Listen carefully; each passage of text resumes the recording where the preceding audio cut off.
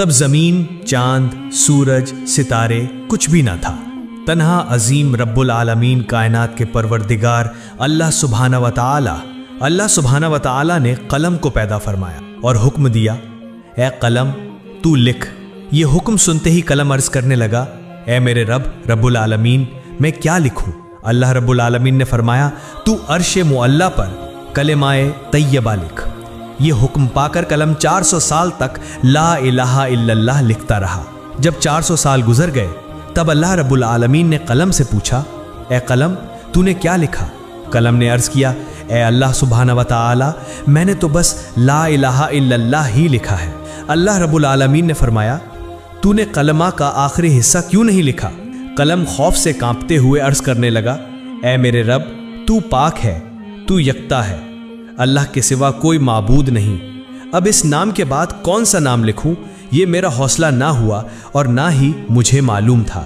تب اللہ رب العالمین نے فرمایا، اے قلم، لا الہ الا اللہ کے بعد میرے خاص دوست، میرے محبوب محمد الرسول اللہ صلی اللہ علیہ وسلم کا نام لکھ، یعنی لکھ لا الہ الا اللہ محمد الرسول اللہ۔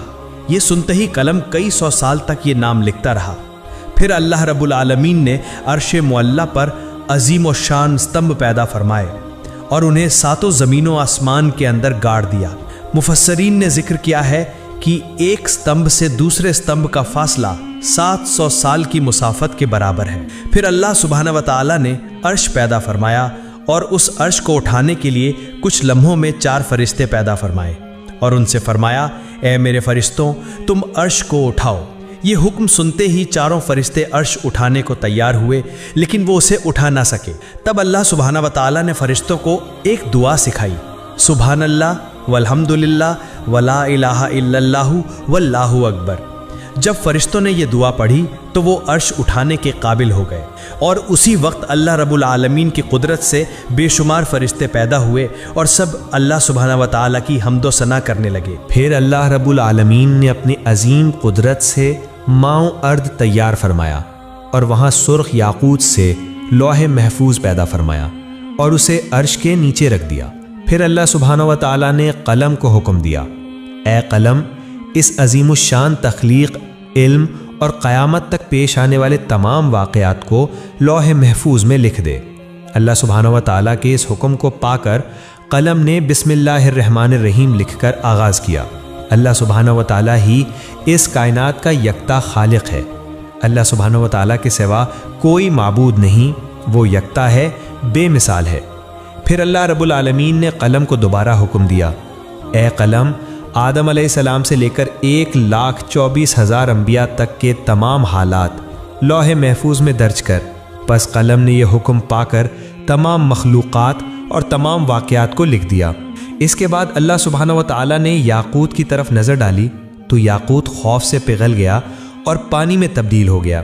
پھر اللہ سبحانہ و تعالیٰ کی بے پایہ قدرت سے ہوا پیدا ہوئی اور رب العالمین نے اسے شمال، جنوب، مشرق اور مغرب کی طرف بھیج دیا اور فرمایا، تم لوگ تیز رفتاری سے بہتے ہوئے پانی میں لہریں پیدا کرنے لگے اور جھاگ اٹھنے لگا، اور فوراً ہی اللہ سبحانہ و تعالیٰ کے حکم کی تعمیل ہوئی، چنانچہ پانی کے اوپر جھاگ جم گیا، اور ان جھاگوں کے باہمی تصادم سے اللہ سبحانہ و تعالیٰ کے حکم سے آگ پیدا ہوئی۔ کچھ ہی دیر بعد اس آگ سے دھواں نکلنے لگا۔ پھر اللہ سبحانہ و تعالیٰ کا عرش پانی کے بیچ میں قائم ہوا۔ اللہ رب العالمین نے اس دھوئیں کو 7 حصوں میں تقسیم کیا۔ اس کے پہلے حصے سے پانی، دوسرے حصے سے تانبا، تیسرے حصے سے لوہا، چوتھے حصے سے چاندی، 5ویں حصے سے سونا، 6ٹھے حصے سے موارد یعنی موتی، اور 7ویں حصے سے یاقوت پیدا فرمایا۔ اس کے بعد عظیم اللہ سبحانہ و تعالیٰ نے اپنی قدرت سے پانی سے پہلا آسمان، تانبے سے دوسرا آسمان، لوہے سے تیسرا آسمان، چاندی سے چوتھا آسمان، سونے سے 5واں آسمان، موارد سے 6ٹھا آسمان اور یاقوت سے 7واں آسمان بنایا۔ ایک آسمان سے دوسرے آسمان تک کا فاصلہ تقریباً 500 سال کی مسافت کے برابر ہے۔ پھر اللہ سبحانہ و تعالیٰ کی قدرت سے پانی سے بدل کر ایک سرخ رنگ کی مٹی کی مانند چیز وجود میں آئی۔ تب اللہ رب العالمین نے 4 فرشتوں حضرت جبرائیل، میکائیل، اسرافیل اور عزرائیل علیہم السلام کو حکم دیا کہ چاروں طرف سے اس کو کھینچو۔ اللہ سبحانہ و تعالیٰ کے حکم پر انہوں نے ایسا ہی کیا اور وہ چیز ایک وسیع و عریض زمین کی صورت اختیار کر گئی۔ پھر اللہ رب العالمین نے محض 6 دنوں میں آسمان، زمین، چاند، سورج، سیارے اور ستارے یعنی اس کائنات میں جو کچھ ہے سب کچھ پیدا کر دیا۔ پھر 1000 سال بعد اللہ رب العالمین نے بے دھواں آگ پیدا کی اور اس سے جنات کو پیدا فرمایا۔ جنوں میں ایک نبی بھیجے گئے جن کا نام یوسف تھا۔ اللہ سبحانہ و تعالیٰ نے اس نبی کو شریعت کے احکام سکھائے اور انہیں دنیا میں بھیجا۔ اس طرح جنات کی زندگی چلنے لگی، لیکن بہت سالوں کے بعد جنات اللہ سبحانہ و تعالیٰ کے احکام بھول گئے اور سب کے سب گمراہ ہو کر گناہوں میں ڈوب گئے۔ تب وہی یوسف نامی جن سب سے کہنے لگے، اے جنوں کی جماعت، اللہ سبحانہ و تعالیٰ سے ڈرو، گناہوں سے باز آ جاؤ۔ کیا تم بھول گئے ہو اللہ سبحانہ و تعالیٰ یکتا ہے، اس کے سوا کوئی معبود نہیں؟ پس توبہ کرو اور سیدھے راستے پر واپس آ جاؤ اور اللہ سبحانہ و تعالیٰ کے احکام مانو۔ لیکن جنوں کی جماعت نے اس کی بات نہ مانی اور سب نے مل کر اسے قتل کر دیا۔ ادھر فرشتے کہنے لگے، اے اللہ سبحانہ و تعالیٰ، جنات کی جماعت دنیا میں گناہوں میں مبتلا ہو کر فساد برپا کر رہی ہے اور قتل کر رہی ہے۔ اللہ رب العالمین نہایت رحیم و کریم ہیں، اس کی رحمت بے پایہ ہے۔ فرشتوں کی یہ بات سن کر اللہ سبحانہ و تعالیٰ نے جنوں کو ان کے گناہوں کی سزا نہ دی، بلکہ دوبارہ ایک اور پیغمبر بھیجا، لیکن وہ کامیاب نہ ہو سکے۔ صرف چند جن ہی ان کی ہدایت قبول کر کے سیدھے راستے پر آئے اور باقی سب گمراہ ہو گئے۔ یوں تقریباً 36,000 سال کے عرصے میں جنات نے بے شمار پیغمبروں کو قتل کر ڈالا۔ پھر اللہ رب العالمین نے فرشتوں سے فرمایا، جاؤ جو گناہوں میں مبتلا ہیں ان کو سزا دو۔ اللہ سبحانہ و تعالیٰ کے اس حکم کو پاتے ہی فرشتوں نے کروڑوں جنات کو سزا دی۔ صرف وہی مومن جن جو گنہگار جنوں کے خوف سے جنگلوں، پہاڑوں اور گفاؤں میں بیٹھ کر اللہ سبحانہ و تعالیٰ کی عبادت کرتے تھے، وہی فرشتوں کے ہاتھ سے بچ گئے۔ اس وقت فرشتوں نے دیکھا کہ ایک کم عمر حسین و جمیل جن تنہا کھڑا ہے۔ اس کا نام ابلیس تھا۔ اسے دیکھ کر فرشتوں کے دلوں میں رحم پیدا ہوا۔ تب فرشتوں نے عرض کیا، اے ہمارے رب، اے معبود، یہ کمسن جن بالکل بے سہارا ہے، اس پر ہمیں بہت شفقت آ رہی ہے، کیا ہم اسے آسمان پر لا کر پرورش کریں؟ فرشتوں کی درخواست پر اللہ رب العالمین نے اجازت عطا فرمائی کہ اسے آسمان پر لے آؤ۔ ابلیس تیز حافظے والا تھا، جو ایک بار سنتا وہ ہمیشہ کے لیے یاد رکھتا۔ ادھر جو جنات زندہ بچے تھے ان کی نسل بڑھ کر پھر سے دنیا جنات سے بھر گئی۔ ادھر فرشتے ابلیس کو پہلے آسمان پر لے آئے۔ وہاں پہنچ کر فرشتوں نے اسے اللہ کی عبادت اور بندگی کے سبھی اصول اور ضوابط سکھائے۔ ابلیس نے بہت کم وقت میں یہ تعلیم حاصل کر لی اور پھر پورے 1000 سال پہلے آسمان پر اللہ کی عبادت کرتا رہا۔ ابلیس کی عبادت میں یکسوئی اور اخلاص دیکھ کر فرشتے حیران ہو گئے اور کہنے لگے، ہم تو صرف اللہ کی عبادت کے لیے پیدا کیے گئے ہیں، ہماری تعلیم و ریاضت سب کچھ عبادت ہی ہے۔ مگر کیا تعجب کی بات ہے کہ ابلیس نے ہم سے عبادت کے طریقے سیکھے اور اب وہ ایسی عبادت کر رہا ہے کہ اس کے مقابلے میں ہماری عبادت کچھ بھی نہیں۔ ہم نے تو اپنے درمیان کسی کو ایسی عبادت کرتے نہیں دیکھا۔ ایسا لگتا ہے کہ ابلیس سے ہمیں بہت کچھ سیکھنا ہے۔ فرشتے اس کی عبادت سے اتنے متاثر ہوئے کہ بڑے اہتمام کے ساتھ 1000 سال بعد اسے پہلے آسمان سے دوسرے آسمان پر لے گئے۔ دوسرے آسمان پر آ کر وہ اس سے بھی زیادہ عبادت میں مشغول ہو گیا۔ وہاں کے فرشتے یہ دیکھ کر ہر طرف سے تعریف و تحسین کرنے لگے۔ بہت سے فرشتے اس کی مدح سرائی کرنے لگے اور اس کا نام عابد رکھ دیا۔ پھر ابلیس نے 1000 سال عبادت کی۔ اس کے بعد فرشتے اسے دوسرے آسمان سے تیسرے آسمان پر لے گئے۔ وہاں پہنچ کر وہ اور زیادہ یکسوئی اور خشوع کے ساتھ اللہ کی عبادت میں لگ گیا۔ یہ دیکھ کر وہاں کے فرشتے اس کی عبادت پر فریفتہ ہو گئے اور اس کا نام ولی رکھ دیا۔ اسی طرح ابلیس نے ہر آسمان پر 1000 سال عبادت کی۔ آخر کار جب وہ 7ویں آسمان پر پہنچا تو سکون و اطمینان کے ساتھ رہنے لگا۔ ابلیس نے ہر پہلو سے بہت زیادہ علم اور تجربہ حاصل کر لیا۔ تب فرشتوں نے اللہ کی بارگاہ میں دعا کی، اے ہمارے رب، اے اللہ، اگر تو اپنے محبوب ابلیس کو عرش معلی پر اٹھا لے تو ہم اس سے بہت قیمتی نصیحتیں سن کر بہت کچھ سیکھ سکتے ہیں، کیونکہ اس نے ہم سے کہیں زیادہ علم حاصل کیا ہے۔ اللہ تعالیٰ نے فرشتوں کی اس درخواست کو قبول فرمایا اور ابلیس کو عرش معلی کے قریب لے آئے۔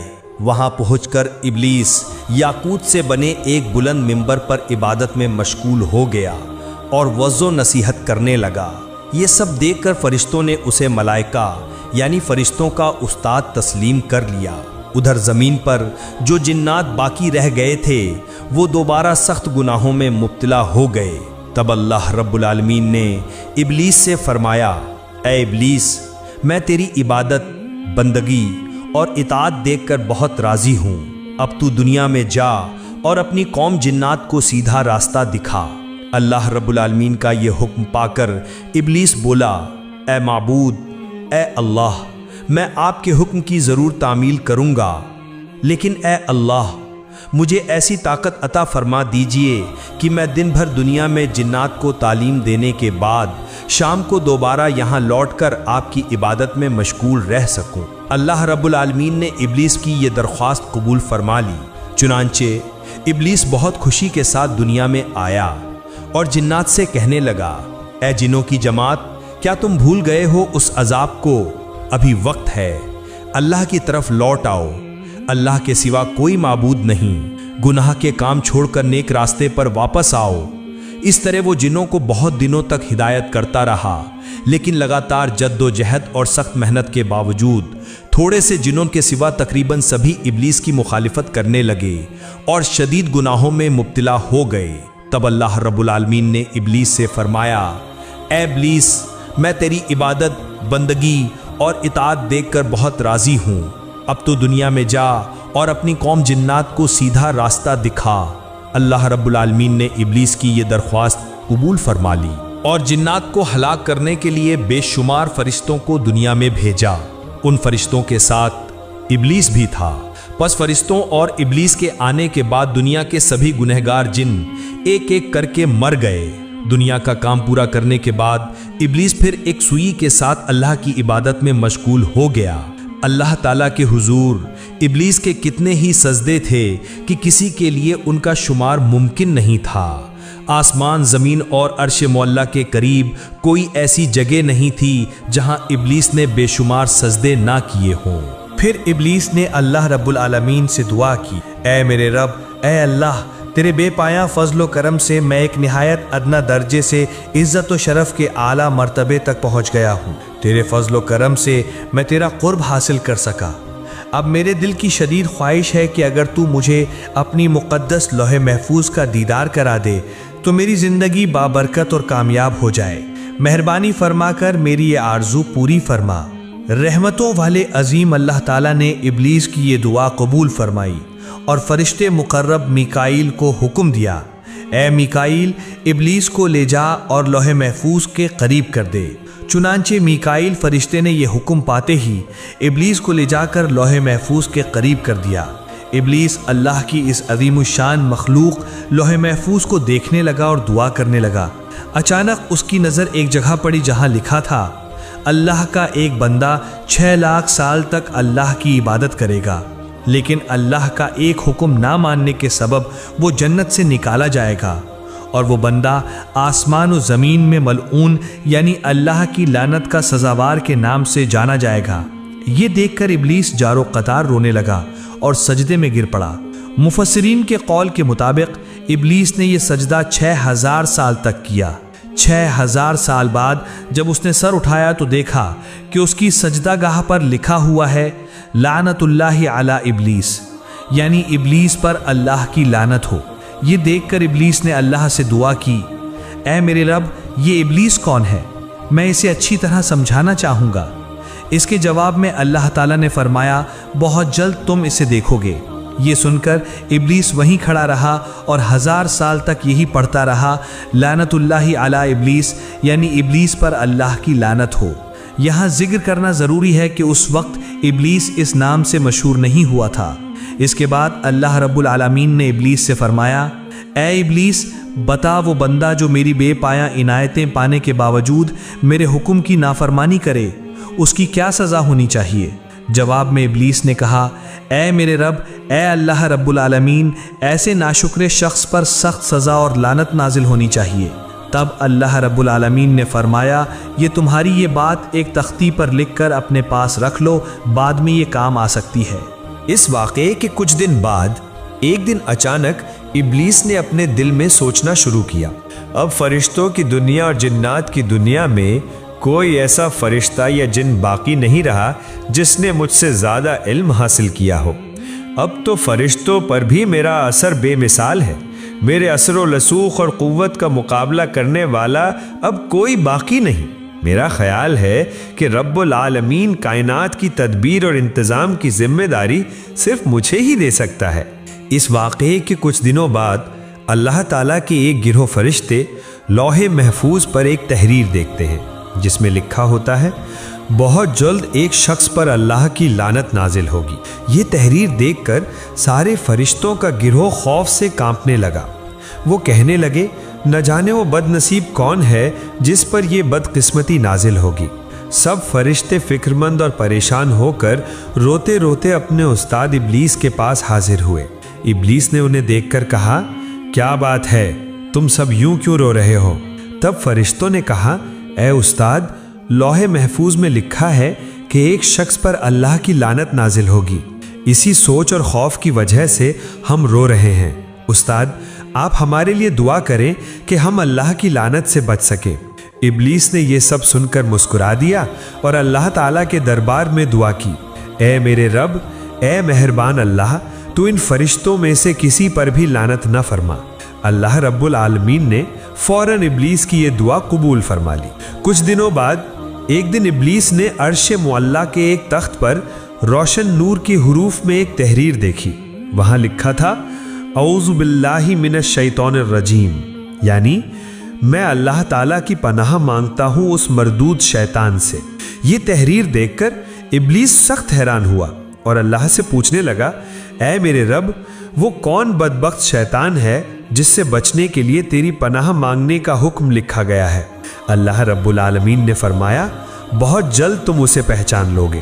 ادھر جنات میں فساد برپا کرنے والوں کو ہلاک کر دینے کے بعد اللہ رب العالمین نے اعلان فرمایا، اے میرے فرشتوں، میں زمین پر ایک نیا خلیفہ پیدا کرنے والا ہوں۔ یہ اعلان سن کر تمام فرشتے اللہ تعالیٰ سے عرض کرنے لگے، اے ہمارے رب، اے مہربان اللہ، کیا آپ ایسا نمائندہ پیدا کریں گے جو زمین میں فتنہ اور خون ریزی کرے گا جیسے پہلے ہوا تھا؟ حالانکہ ہم تو تیری تسبیح اور حمد بیان کرتے ہیں۔ اس وقت اللہ رب العالمین نے فرمایا، بے شک میں وہ جانتا ہوں جو تم نہیں جانتے۔ پھر اللہ رب العالمین نے حضرت جبرائیل علیہ السلام کو حکم دیا، جبرائیل جاؤ اور زمین کی سطح سے ایک مٹھی مٹی لے آؤ۔ حضرت جبرائیل علیہ السلام یہ حکم پا کر فوراً زمین پر اترے۔ جہاں آج کعبہ موجود ہے وہیں سب سے پہلے ایک مٹھی مٹی لینا چاہیے، لیکن زمین بول اٹھی، اے جبرائیل، مجھ سے مٹی مت لو، اس مٹی سے اللہ رب العالمین جو خلیفہ پیدا کریں گے ان کی اولاد نہایت گناہگار اور سزا کی مستحق ہوگی۔ میں بے بس زمین ہوں، اللہ کے عذاب کو سہنے کی طاقت مجھ میں نہیں۔ یہ سن کر حضرت جبرائیل علیہ السلام نے مٹی نہیں لی اور واپس لوٹ آئے۔ پھر یکے بعد دیگرے حضرت میکائیل، حضرت اسرافیل اور سب فرشتوں کو مٹی لانے کے لیے بھیجا گیا، لیکن وہ سب بھی اسی طرح مٹی لیے بنا واپس آ گئے۔ آخرکار اللہ رب العالمین نے حضرت عزرائیل فرشتے سے فرمایا، اے عزرائیل، تم زمین سے ایک مٹھی مٹی لے آؤ۔ اللہ رب العالمین کا یہ حکم پا کر حضرت عزرائیل علیہ السلام فوراً زمین پر اترے۔ پھر زمین نے پہلے کی طرح اللہ کی قسم دے کر مٹی لینے سے منع کیا۔ تب حضرت عزرائیل فرشتے نے کہا، اے زمین، جس اللہ کی قسم تو دے رہی ہے، میں اسی عظیم اللہ کے حکم سے یہاں آیا ہوں۔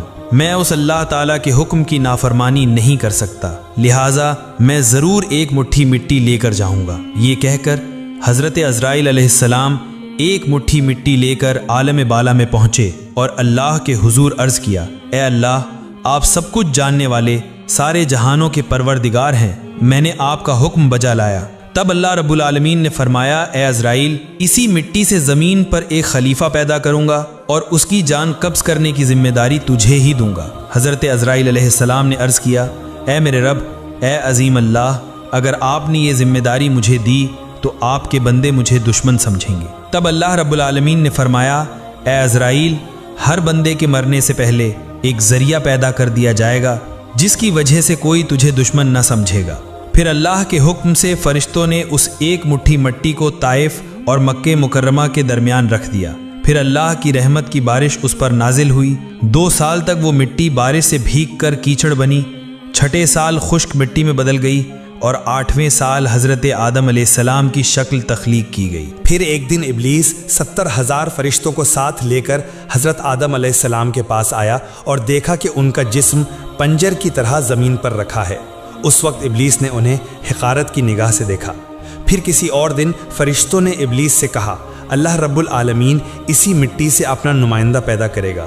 تب ابلیس نے کہا، یہ بات درست ہے، لیکن اگر اللہ تعالیٰ نے اس صورت کو میرے تابع کر دیا تو میں اسے تباہ کر دوں گا، اور اگر مجھے اس کے تابع کر دیا تو میں اس کی اطاعت نہیں کروں گا۔ اس واقعے کے 40 دن بعد حضرت آدم علیہ السلام کی روح پیدا کی گئی۔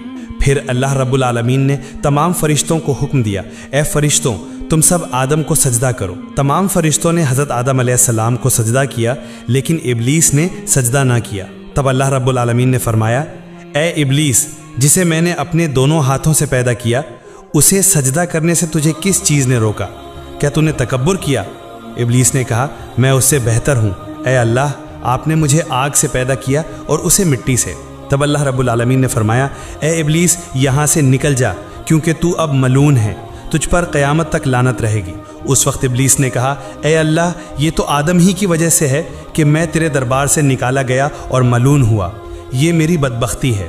تب اللہ رب العالمین نے فرمایا، اے ابلیس، اس تحریر کی طرف دیکھ جس میں لکھا ہے۔ ابلیس نے اس طرف نظر ڈالی تو دیکھا کہ لکھا ہے، اللہ کا ایک بندہ اللہ کے حکم کی نافرمانی کرے گا اور اس کی سزا اللہ کی لعنت ہوگی، یعنی وہ اللہ کی رحمت سے محروم ہو جائے گا۔ یہ پڑھ کر ابلیس سخت مایوس اور شرمندہ ہوا اور عرض کیا، اے میرے رب، مجھے قیامت تک کی مہلت دے۔ میری دوسری درخواست یہ ہے کہ مجھے آدم کی اولاد کے دماغ کے اندر داخل ہونے کی اجازت دے اور مجھے ان کی آنکھوں سے اوجھل کر دے تاکہ میں ہمیشہ انہیں دھوکہ دے سکوں۔ تیری عزت کی قسم، میں سب کو گمراہ کر دوں گا سوائے ان کے جو ایماندار اور اللہ والے ہوں گے، جو تیرے راستے پر قائم رہیں گے۔ تب اللہ رب العالمین نے فرمایا، میں تجھ سے اور تیرے پیروکاروں سے جہنم کو بھر دوں گا۔ پھر اللہ رب العالمین نے فرشتوں کو حکم دیا، تم حضرت آدم کو جنت الفردوس میں لے جاؤ۔ فرشتوں نے یہ حکم ملتے ہی حضرت آدم علیہ السلام کو جنت الفردوس میں پہنچایا اور اللہ تعالیٰ نے انہیں اپنی ساری نعمتیں عطا فرمائیں۔ پیارے ناظرین، اگر آپ چاہتے ہیں کہ اس کے بعد کا حصہ بھی سنیں تو اپنی رائے کامنٹس میں ضرور دیں، اور اللہ کرے کہ ہم سب شیطان کے دھوکے سے بچیں، یعنی ہم سب برے راستے چھوڑ کر صرف اللہ کے دکھائے ہوئے سیدھے راستے پر چلیں۔ اللہ رب العالمین ہم سب کو یہ توفیق عطا فرمائے، آمین۔